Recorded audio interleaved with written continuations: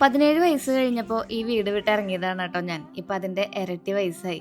ആ പ്രായത്തിൻ്റെ ഇടയിലൊന്നും ഞാൻ ഒറ്റയ്ക്ക് ഈ വീട്ടിലേക്ക് വന്നിട്ടില്ല. ഇന്ന് ആദ്യമായിട്ടാണ് ഞാൻ എൻ്റെ വണ്ടിയെടുത്ത് ഒറ്റയ്ക്ക് അമ്മേനെ കാണാൻ വേണ്ടി ഇവിടേക്ക് എത്തുന്നത്. യാത്രകൾക്കായാലും എവിടെ പോകാനായാലും എപ്പോഴും ആരെങ്കിലും കൂട്ടമൊക്കെ വേണമായിരുന്നു കേട്ടോ എനിക്ക്.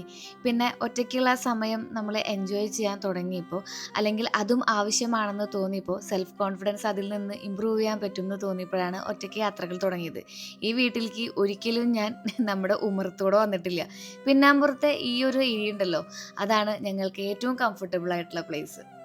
ഇതേ ഇതൊക്കെ ഇങ്ങനെ ഇവിടെ ഒട്ടിയിരിക്കുന്ന ഒരു സാധനം ഉണ്ട്, അവര് പറയുന്ന കേട്ടില്ലേ, ഇവിടെ ഒരു പിൻകുത്തു മോനെ. അപ്പൊ പിന്നെ അത് പോവില്ലല്ലോ, അത്രയും ഇതിലിരിക്കുക. അതാ ബാഗ് ഇട്ടാ പിന്നെ പൂണ്ടാവുന്നില്ലേ. എൻ്റെ അമ്മയ്ക്ക് ഇപ്പോഴും ഞാൻ വെറും 4 വയസ്സായിട്ടുള്ള മോളാണ് കേട്ടോ. നമ്മുടെ ഭർത്താക്കന്മാരായാലും അമ്മയായാലും അല്ലെങ്കിൽ വീട്ടിലുള്ള ആരായാലും നമ്മളിങ്ങനെ കുട്ടിയെ പോലെ പരിഗണിക്കുന്നതൊക്കെ നമുക്ക് ഒരുപാട് ഇഷ്ടമുള്ള കാര്യമാണ്. പക്ഷേ പലപ്പോഴെങ്കിലും നമ്മുടേതായ വഴിക്ക് വിട്ട് നമ്മുടേതായ ലോകം എക്സ്പ്ലോർ ചെയ്യുമ്പോഴാണ് നമ്മൾ ഫ്രീഡം അനുഭവിക്കുന്നത്. അതിൻ്റെ ചെറിയൊരു സുഖത്തിലാണ് ഞാനിപ്പോൾ. അങ്ങനെ പിന്നാമ്പുറത്തിരുന്ന കാഴ്ചകളൊക്കെ കണ്ട് ആ ഒരു ചേമ്പും കഷ്ണവും നല്ല കാന്താരി ചമ്മന്തി മുക്കി തിന്നുമ്പോഴേ അറിയാണ്ട് ഞാൻ എൻ്റെ നൊസ്റ്റാൾജിക് ആയിട്ടുള്ള ഒരു മൊമെന്റിൽ പോയി. അച്ഛനും അമ്മയും ചേച്ചിയും ഞാനും ഇരുന്ന് ഭക്ഷണം കഴിച്ചിരുന്ന ആ ഒരു സമയം ഉണ്ടല്ലോ, BPL-ന്റെ കാർഡും ഇരുമ്പുളി ഉണ്ടായിട്ടുണ്ടെങ്കിൽ ജീവിക്കാം എന്ന് പറയാറില്ലേ. ആ ഇരുമ്പുളിയാണെങ്കിൽ ഇരുമ്പുളി. ഇപ്പൊ ചാന്ത് വലിയ പിന്നുള്ളവർ അവിടെ നിന്ന് കുടിച്ചോളൂ, ഒരു പുളി പോലെ അതിന് കൂട്ടാൻ വെക്കുന്നില്ല ഇപ്പൊ. അതെല്ലേ.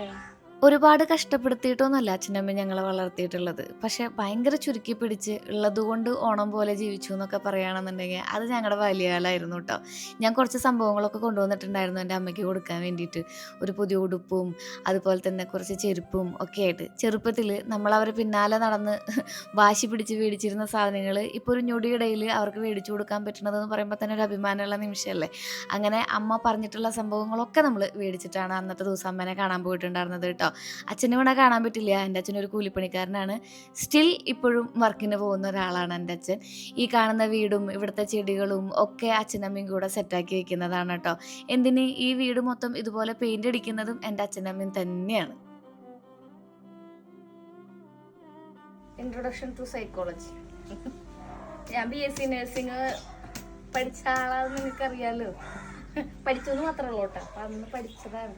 ജനിച്ചു വളർന്നില്ല എന്ന് പറഞ്ഞ പോലെയല്ലോ ഉണ്ണിയെ. അത് സത്യ, ജനിക്കാനുള്ള വളർന്നില്ല, ആകാൻ ചെടിയുള്ളൂ. ഇതുപോലെ നഴ്സിംഗ് ഒക്കെ പഠിപ്പിച്ചിട്ട് ജോലിക്ക് പോകാൻ പറ്റാത്ത സങ്കടം എനിക്ക് ഇപ്പോഴുണ്ട് കേട്ടോ. എല്ലാവരുടെയും പോലെ കാശുണ്ടാക്കാൻ വേണ്ടി നഴ്സിംഗ് പഠിച്ച ഒരാളല്ല ഞാൻ. ഭയങ്കര ആഗ്രഹത്തോടെ പഠിച്ചതാണ്. പക്ഷേ ജീവിത സാഹചര്യങ്ങൾ അവിടെ എത്തിക്കാൻ പറ്റില്ല. എന്നാലും എന്നെക്കൊണ്ട് പറ്റുന്ന രീതിയിൽ അവർ പറയുന്ന ആഗ്രഹങ്ങളൊക്കെ എന്നോട് ഇടയിൽ ചെയ്തു കൊടുക്കാൻ തക്കവണ്ണം ഒരു വഴി കണ്ടെത്തി മുന്നോട്ട് പോകുന്നത് ഞാനും